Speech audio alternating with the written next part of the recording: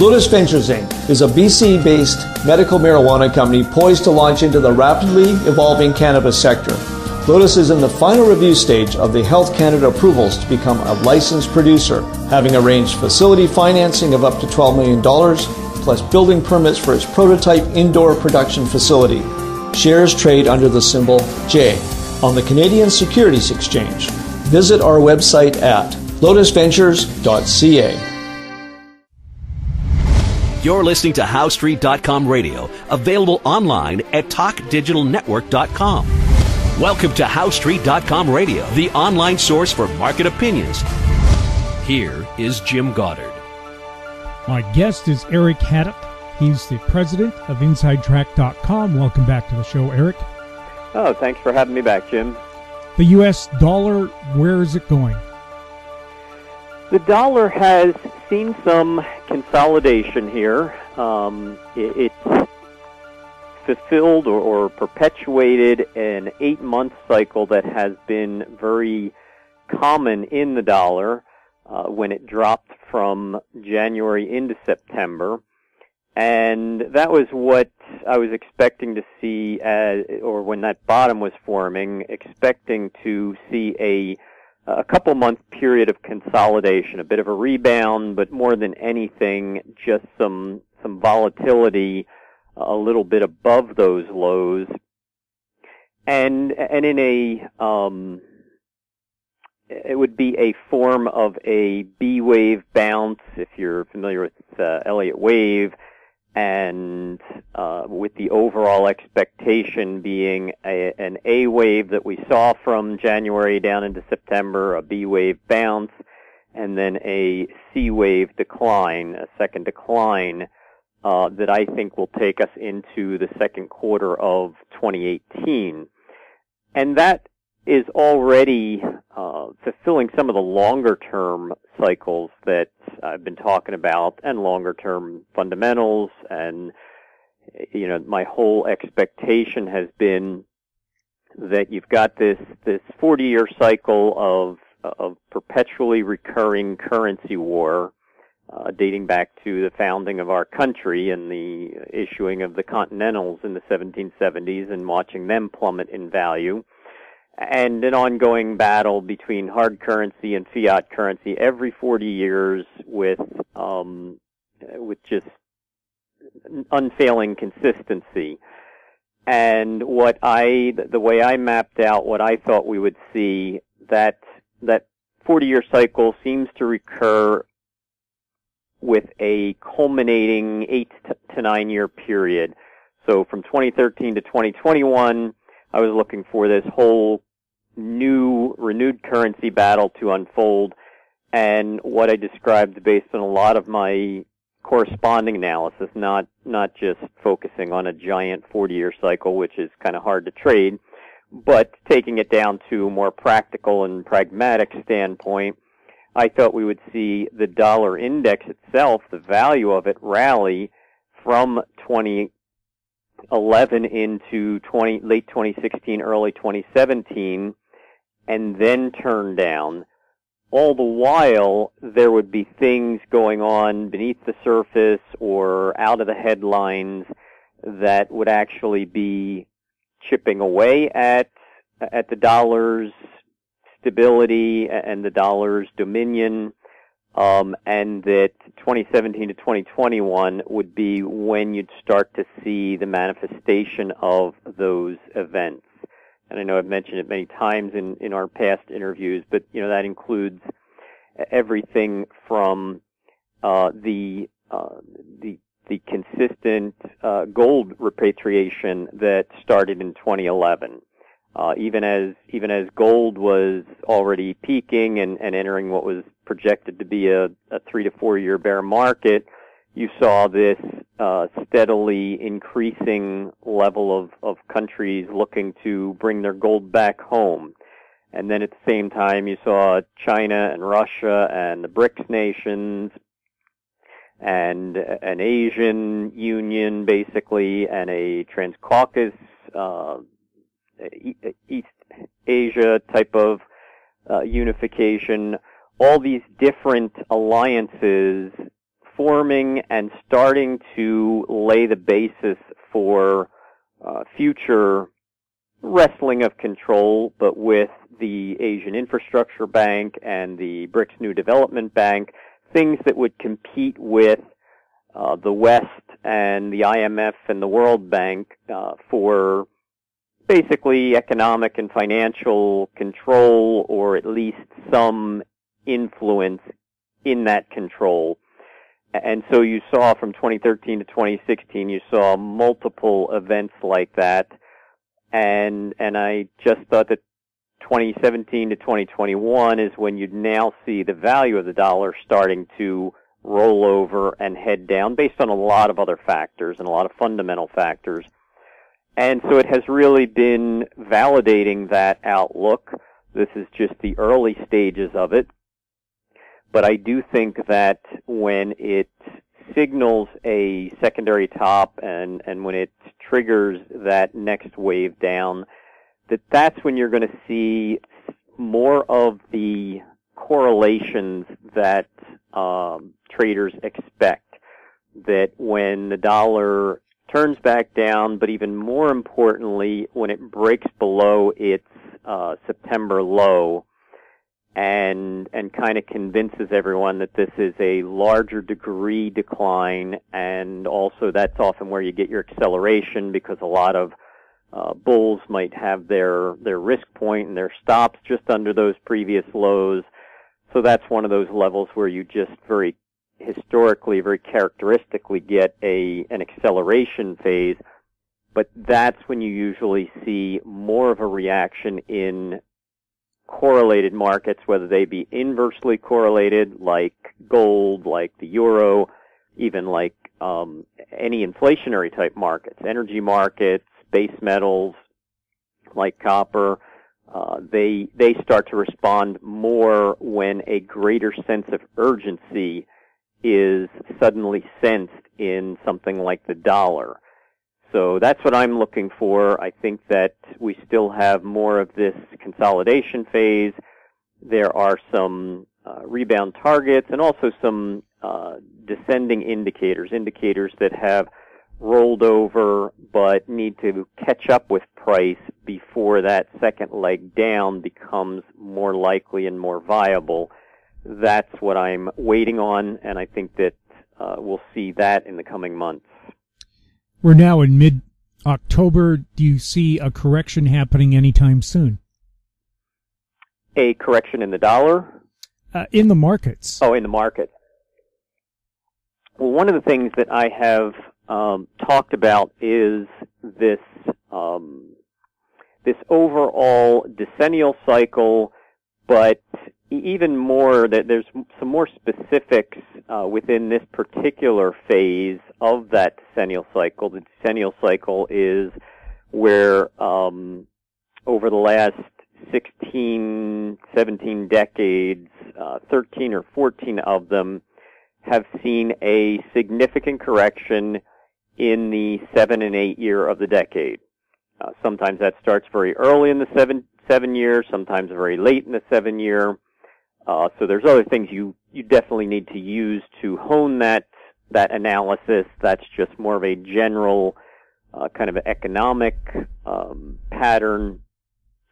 So you have that decennial cycle, but within that you have a very unique, what I term a cycle progression, and it's one of my core indicators, something I explain, that when you're looking at cycles, one of the big hang-ups and really impediments that a lot of traders run into when trying to utilize cycles, and often has them abandoning them as a tool, is that you need to kind of understand the overall fractal nature of cycles, that smaller cycles are always part of bigger ones, which are then part of even bigger ones, but they also, those smaller cycles break down into even smaller and even smaller. There's multiple levels.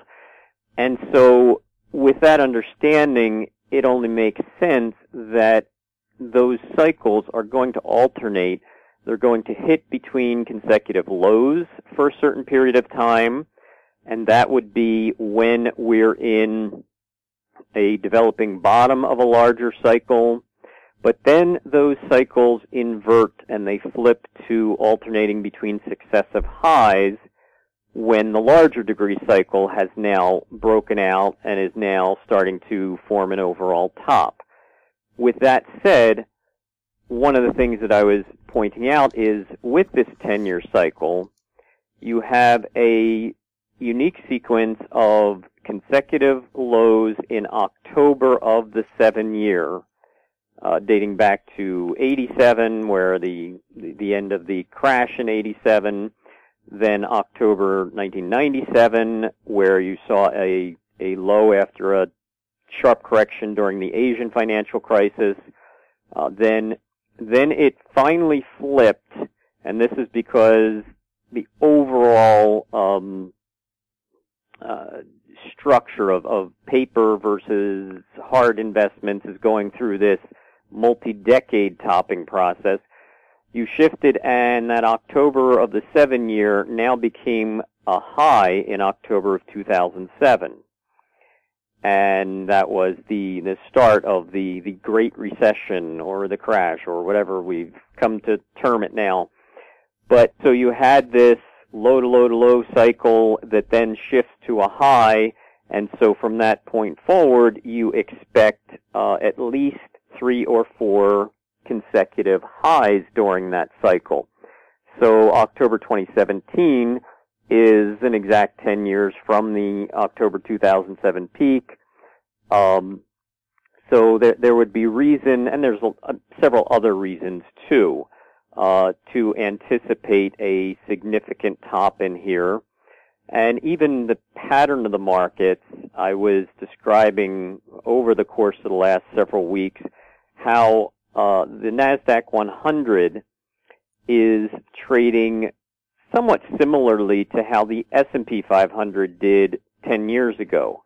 And what I meant by that is that in 2007, you saw the S&P, you saw all the indexes surge into July of that year, into July of 07.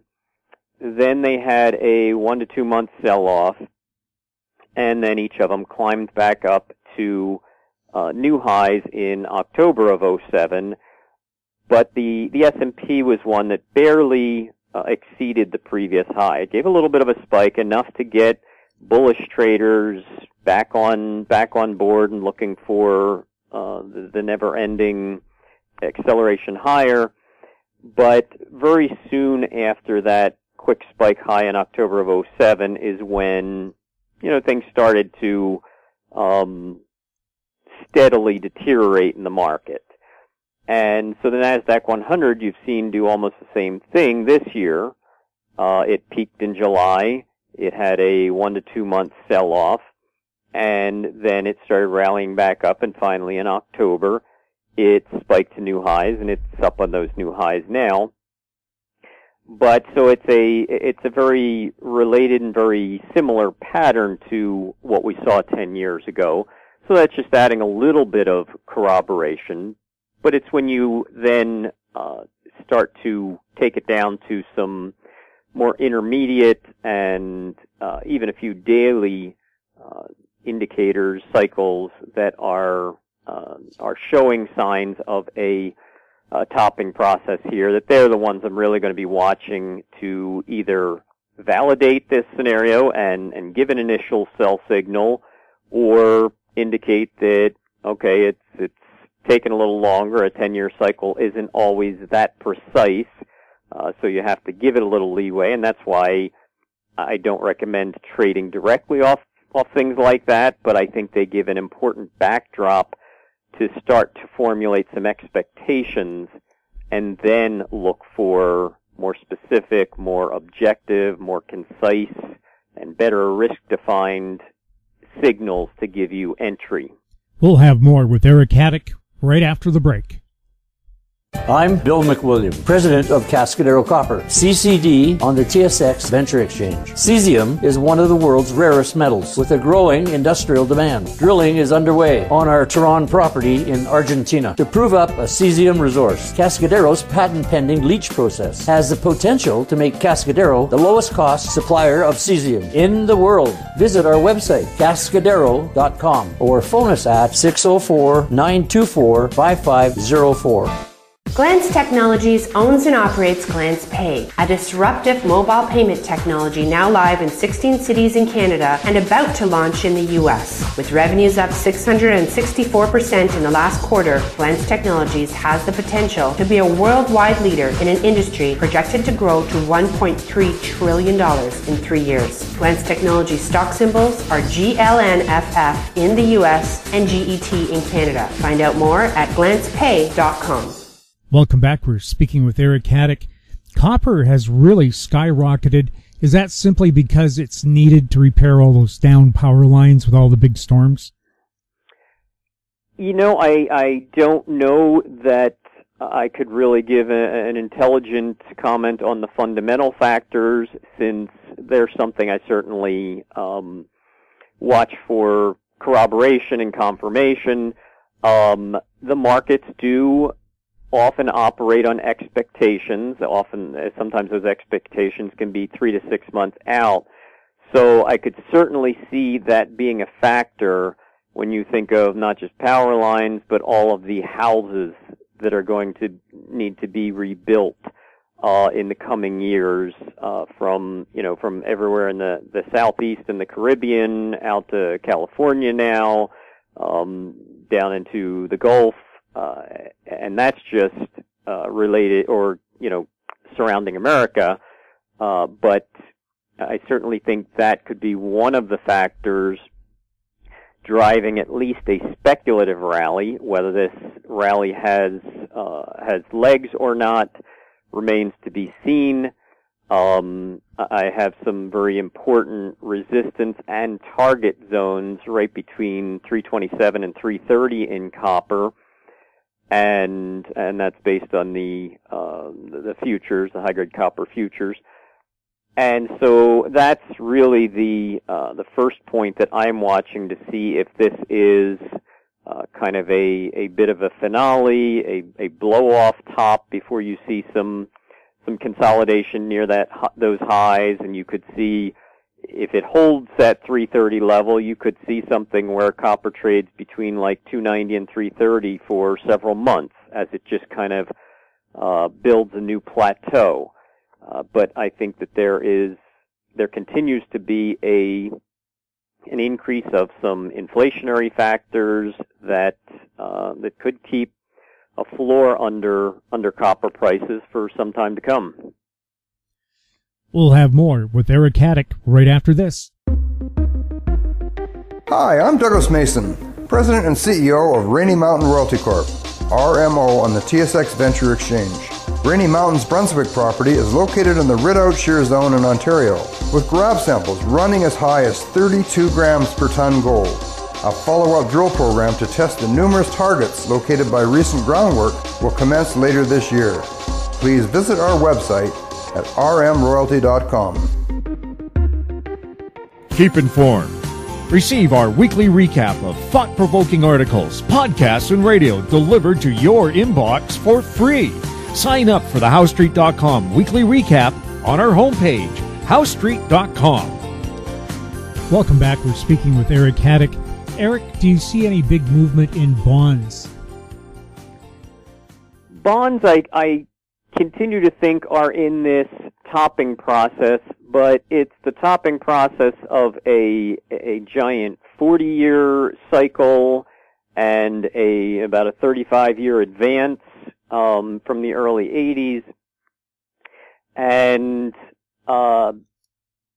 that don't mean to hesitate here. I just want to word my answer correctly. Is I do think there's a topping process. I think that there are going to be a sequence of some declines in the coming 1 to 2 years, but not a an all-out, accelerated drop all at once. I think it's something where you're still going through that normal topping phase that for cycles and trends of this magnitude, that's going to be a multi-year process.